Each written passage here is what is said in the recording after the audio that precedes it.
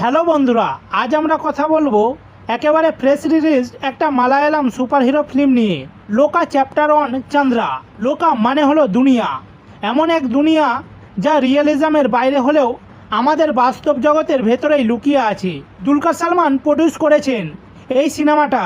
Budget মাত্র 30 থেকে 31 কোটি টাকা, কিন্তু প্রেজেন্টেশন একেবারে হলিউডের মতো ফিল দেবে।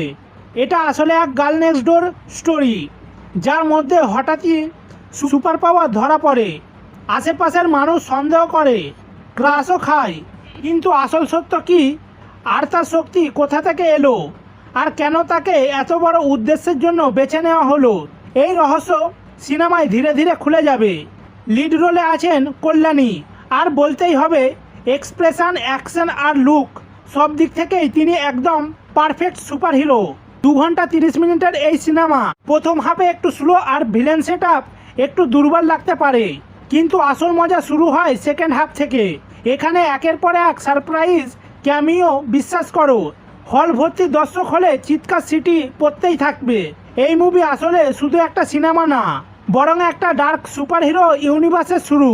তাই শেষে বসে থেকো, কারণ আছে ধামাকাদার মিড ক্রেডিট সিন, একদম এমসিইউ এর স্টাইলে।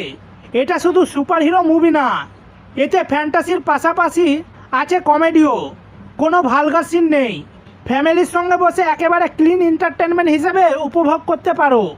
গানও নেই, শুধু স্টোরি আর ক্যারেক্টার বিল্ড আপের উপর ফুল ফোকাস। আমার দিক থেকে আরামসে 5-এর মধ্যে 4 নম্বর তো দেওয়াই যায়। আর হ্যাঁ, কেউ যদি বলে হলিউড থেকে কপি করেছে, তাহলে ভাই তোমরা গিয়ে সাইয়ারা দেখো। তো বন্ধুরা, তোমরা যদি সুপার ফিল্ম, ক্যামিও, সারপ্রাইজ আর মিড লেভেলের বাজেটে হাই ক্লাস প্রেজেন্টেশন দেখতে চাও, তাহলে লোকা চ্যাপ্টার 1 চন্দ্রা মিস করো না।